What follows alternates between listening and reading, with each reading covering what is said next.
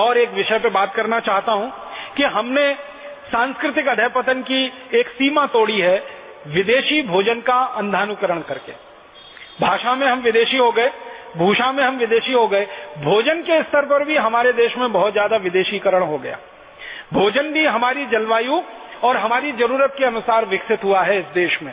हमारे लाखों करोड़ों वर्ष के जीवन में भोजन का जो विकास हुआ है, ये सबसे बड़ा विकास है भारत में। भारत में माना जाता है, सारे विद्वान इस पर एक मत हैं कि भोजन में जो कुछ हमने विविधता लाई है पिछले हजारों लाखों वर्ष में, ये भारत की सबसे बड़ी देन है पूरी दुनिया के। शायद भारत के भोजन में जितनी विविधताएं हैं दुनिया के किसी देश में आपको नहीं मिलेंगी। आप जानते हैं गेहूं भारत में भी पैदा होता है, गेहूं ब्रिटेन में भी पैदा होता है, गेहूं कनाडा में भी पैदा होता है, गेहूं अमेरिका में भी पैदा होता है, यूरोप के और भी कई देशों में गेहूं पैदा होता है। गेहूं एक ही तरह की फसल है, वो भारत में भी है, यूरोप के कई देशों में और अमेरिका में भी है। हम गेहूं का आटा बनाते हैं और आटे से फिर हम पूड़ी बनाते हैं, कचौरी बनाते हैं, हम पराठा बनाते हैं, पराठे कई तरह के बनाते हैं, पूरियां कई तरह की बनाते हैं, कचौरियां कई तरह की बनाते हैं, रोटी बनाते हैं तो रोटी भी कई तरह की होती है। कोई रोटी तंदूर वाली होती है, कोई रोटी चूल्हे वाली होती है, कोई रोटी गैस वाली होती है, तवे वाली होती है। तो रोटियों के 20 प्रकार हैं, पूड़ियों के 20 प्रकार है, कचौरियों के 20 प्रकार है, पराठों के 20 प्रकार है। माताएं बहनें यहाँ बैठी हैं, 1 परत का पराठा, 2 परत का पराठा, 3 परत का पराठा, 4 परत का पराठा, ऐसे पराठे हमारे देश में घर घर में, गांव गांव, गली गली में इतने अद्भुत और इतनी विविधता वाले। हमारे पास क्या है? गेहूं का आटा। उसी गेहूं के आटे से खाने के लिए सैकड़ों तरह की चीजें हम बना सकते हैं, पूरी, पराठा, रोटी आदि के स्तर पर। यूरोप के पास भी वही गेहूं का आटा है, लेकिन उनके पास बनाने के लिए 2 ही चीजें हैं, या तो पाव रोटी या डबल रोटी। 2 ही चीजें हैं उनके पास। और उसको 2 भी क्यों कहें? एक ही चीज है। पाव रोटी, डबल रोटी एक ही तरीके से बनते ही है, बहुत मामूली सा अंतर है। तो वो गेहूं पैदा करते हैं, गेहूं को पैदा करके आटा बनाते हैं। उस आटे से पाव रोटी, डबल रोटी के अलावा तीसरी रोटी बना ही नहीं सकते वो। हमारे यहाँ सैकड़ों किस्म की रोटियां, पूरियां, कचौरियां हम बनाते हैं। अब भारतवासियों का ये दुर्भाग्य है कि जिस भारत देश में हजारों साल से सैकड़ों किस्म के गेहूं के आटे से बनने वाले व्यंजन रहे हों, वो भारतवासी सवेरे से शाम तक पाव रोटी और डबल रोटी खाते। वो pizza, burger, hot dog, cold dog, इन्हीं नामों पे है सब वो पाव रोटी और डबल रोटी। पिज्जा कह लो, बर्गर कह लो, उसको बीच में से काट के सलाद भर लो या सलाद के बीच में उसको लगा के खा लो, बात तो एक ही है। तो आप देखो कि कितने नीचे हम आए, कितना पतन हमारा हुआ।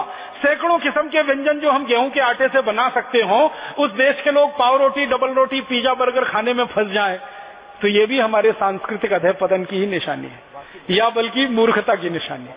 मूर्खता इसमें पता है क्या है? कोई भी पाव रोटी और डबल रोटी जो आप खाते हैं ताजा नहीं होती। ताजा होती तो वो बनती ही नहीं, वो तो बासी ही होती है। वो 1 दिन बासी हो सकती है, 2 दिन हो सकती है, 10 दिन हो सकती है, 15 दिन हो सकती है। यूरोप और अमेरिका में तो 3-3 महीने पुरानी बासी पाव रोटी, डबल रोटी मिलती है और लोग उन्हीं को खा के अपना जीवन चलाते हैं, गुजारा करते हैं। अब हमने उनकी नकल करके हमारे घरों में वो बासी डबल रोटी लाना और खाना शुरू कर दिया। गेहूं के आटे के बारे में विज्ञान ये कहता है कि इस आटे को गीला होने के 48वें मिनट के अंदर इसका रोटी बन जाना चाहिए और रोटी बनने के 48 मिनट के अंदर इसको खा लिया जाना चाहिए। लेकिन पाव रोटी और डबल रोटी का अगर कहानी सुनना और गिनना शुरू करेंगे तो वो तो 10-20 दिन पुराना होता है। उसको खराब कर करके हम खा रहे हैं और फिर बड़ा शान महसूस करते हैं, अपने आप को बड़ा स्मार्ट महसूस करते हैं। हम पाव रोटी खाते हैं, डबल रोटी खाते हैं, स्मार्टनेस मानते हैं इसमें। अब ये सुपर इडियोसिटी है या स्मार्टनेस है, इसको तय करने की अभी जरूरत है। पढ़े लिखे घरों में, खासकर अंग्रेजी वाले घरों में, इस तरह के भोजन का इतना तेजी से प्रवेश हुआ है कि भारत का विविधतापूर्ण व्यंजन अब उनके घरों से गायब हो गए हैं, बाहर हो गए।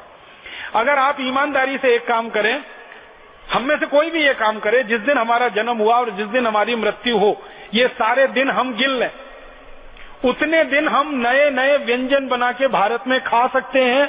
इतनी विविधता इस देश में हजारों साल से उपलब्ध रही है। अब उस भारत में गिने चुने 2-4 व्यंजन जो अंग्रेजियत वाले हैं वो हमारे घरों में घुस गए। व्यंजन घुस गए, डबल रोटी, पाव रोटी, उसके साथ बिस्किट आ गया। जिस देश में ताजा रोटी बनती हो, ताजा भाकरी बनती हो, ज्वार की भाकरी बनती हो, बाजरे की बनती हो, मक्के की बनती हो, तीनों की मिलाकर बनती हो, उस देश के लोग बिस्किट खाने लगे, उस देश के लोग डबल रोटी और पाव रोटी खाने लगे, तो इससे ज्यादा शर्मनाक और कुछ हो नहीं सकता। तो भोजन के स्तर पर इतनी ज्यादा गिरावट हम में आ गई है। और इससे भी बड़ी एक गिरावट हम में आई है, हम भारत में इतने अद्भुत देश में रहते हैं जिसकी कल्पना किसी देश को नहीं हो सकती। हम भारत में ऐसे स्थानों पर रहते हैं जहां हमको ताजा सब्जी सुबह और शाम दोनों समय उपलब्ध होती है। भारत के किसी भी राज्य में आप रहते हो, ताजा टमाटर, ताजा मटर, ताजा गाजर, ताजा मूली, ताजा पालक, ताजा मेथी, ताजा बैंगन, ये सारी सब्जियां ताजी की ताजी सुबह भी मिलती हैं, शाम को भी मिलती हैं, और आपके घर तक आकर कोई देके जाता है।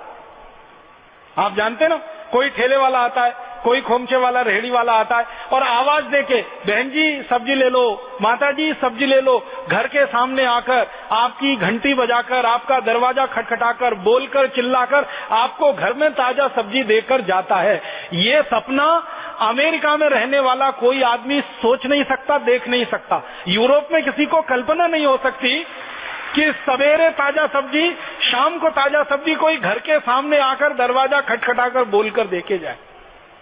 अमेरिका में तो ताजा सब्जी लानी कल्पना की बात है, क्योंकि सब्जियां सब 7 से 15 दिन पुरानी मिलती हैं। इससे ताजा सब्जी तो कहीं मिल ही नहीं सकती। कोई कोई डिपार्टमेंटल स्टोर्स में 1-1 महीने पुरानी मिलती, और सब्जी लानी हो तो 20-25 मील से लेकर 100, 150, 200 मील तक कार चला के जाना पड़ता है, तब थोड़ी सी सब्जी आप ला सकते हैं।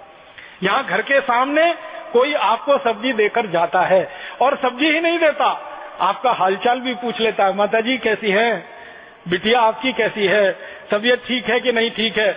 आप सब्जी लो या ना लो, वो आपके घर की कुशलक्षेम पूछेगा, आप उसके घर की कुशलक्षेम पूछेंगे। माने हमारा उससे आत्मीय संबंध हो जाता है।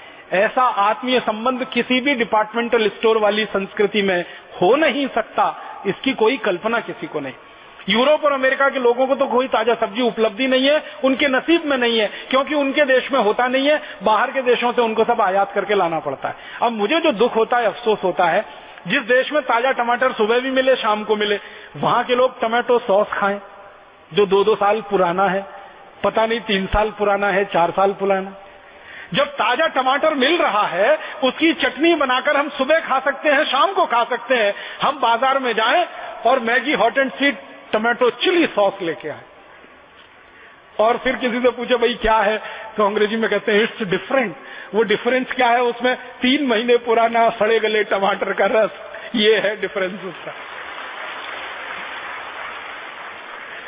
ताजा टमाटर हम खरीदें 8-10 रुपए किलो मिले, और टमाटो चिली सॉस खरीदें 200 रुपए किलो मिले, ये डिफरेंस है उसका। 8-10 रुपए किलो के ताजे टमाटर की चटनी बना के खाएं, कितना स्वाद आए, और उसमें प्रिजर्वेटिव मिला के जो जहर है, कैंसर पैदा करने वाले 3-3 महीने, 6-6 महीने, साल भर पुराना टमाटो सॉस खाएं, ये डिफरेंस है। माने मूर्खता की पराकाष्ठा हमने जो है ना लांग ली है। इतना हमारे भोजन में परिवर्तन आया। ताजा टमाटर चटनी की वजह टमाटो सॉस हमारे घर में आ गया। ताजा गेहूं के आटे की रोटी की जगह हमारे घर में महीनों महीनों पुरानी ब्रेड और डबल रोटी आ गई। पहले हमारे घरों में माताएं और बहनें रोज चक्की चलाती थी, रोज ताजा आटा निकलता था। सुबह का आटा शाम को इस्तेमाल नहीं होता था, शाम का अगले दिन सुबह इस्तेमाल नहीं होता था। इतना ताजा आटा खाने वाले लोग हम रहे हैं, इसलिए ये देश बीमारियों से मुक्त रहा है और दवाओं की जरूरत हमको ज्यादा नहीं पड़ी है।